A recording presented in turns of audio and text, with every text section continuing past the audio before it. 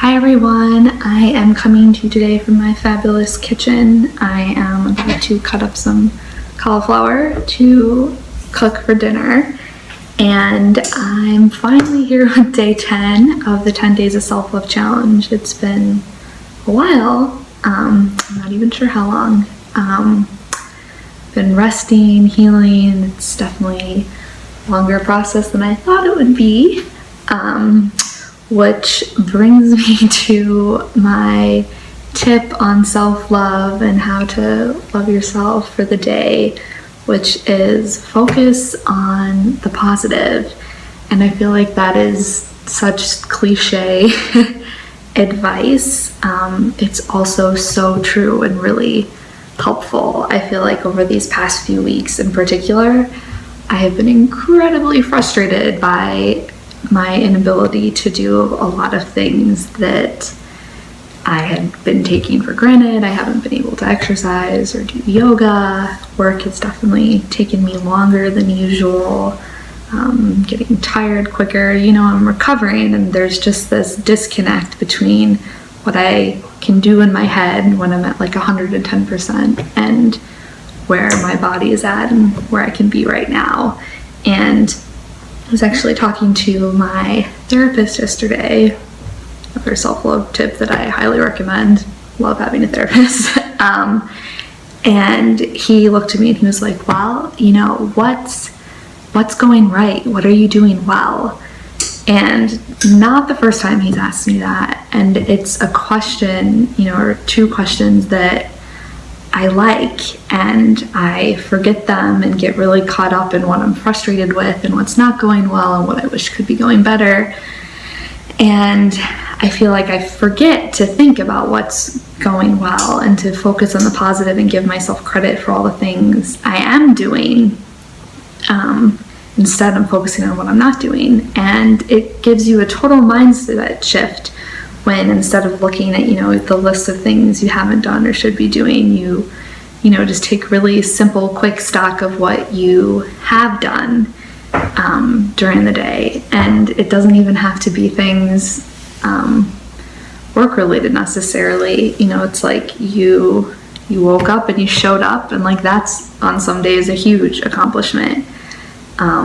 Maybe you drank a lot of water during the day. That's really healthy. For me, it's saying, I didn't get done the 20 pages of writing that I wanted to get done, but I got 5 done.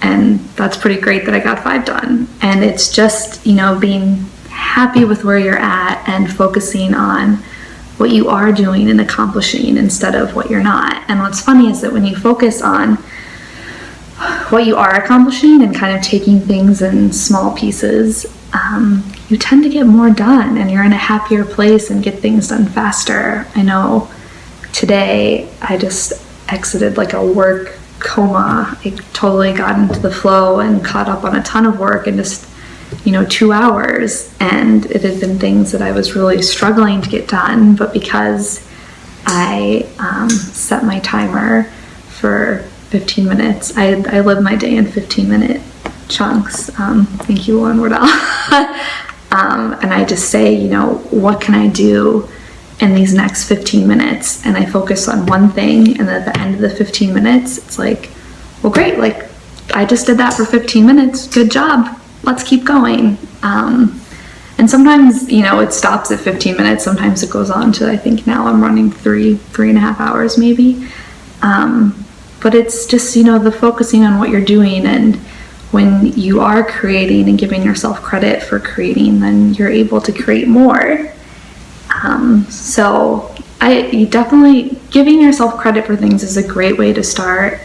Even if right now, as you're watching this, you think of just 3 things that you did today that you did a good job with.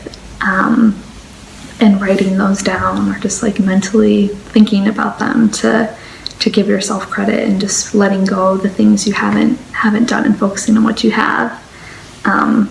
Trying to use a timer in your daily life with really small bits of time is something that I found has really helped me focus on how much I can do in 15 minutes. I feel like sometimes I look at the list of things I have to do, and it's like, oh my God, I'm never gonna have time to finish all of these things. And I set a timer for 15 minutes, and I'm floored by what can get done in 15 minutes.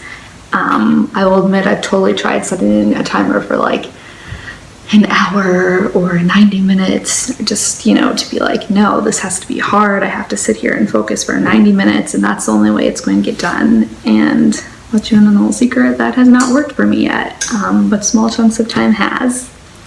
And the other thing I just wanted to share with you quickly, because this is my self-love right now, is that I realized how late it was, and that I was hungry and hadn't fed myself, and I stopped.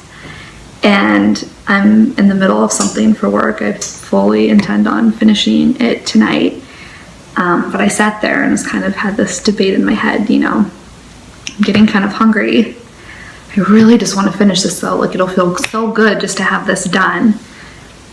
So I'm just going to push through. I'm just going to push through. And I have this voice in my head that was like, you're hungry. Like, the loving thing to do would be to take a break, make some dinner, and, you know, take care of yourself and really test out this. You know, if you put yourself first, everything else falls into place. And that's something that I really believe.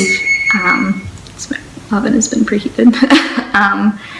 And it's something that I feel like over the past definitely more than 10 days, I really had to put to the test. And, you know, unfortunately, sometimes it takes things like illness or an injury to really force yourself to put yourself first. And, you know, I'm grateful for the experience, that it's, you know, it's a lesson, and I'm learning how to take better care of myself. However, at the same time, I also wish for all of you that you can start learning to take better care of yourself and doing more self-love before you're sick or injured, or, you know, are literally forced to.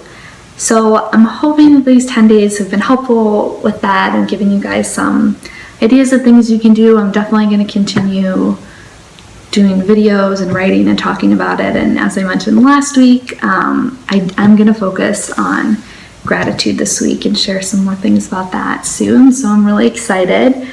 I appreciate all the love and support and patience, and I will talk to you guys shortly.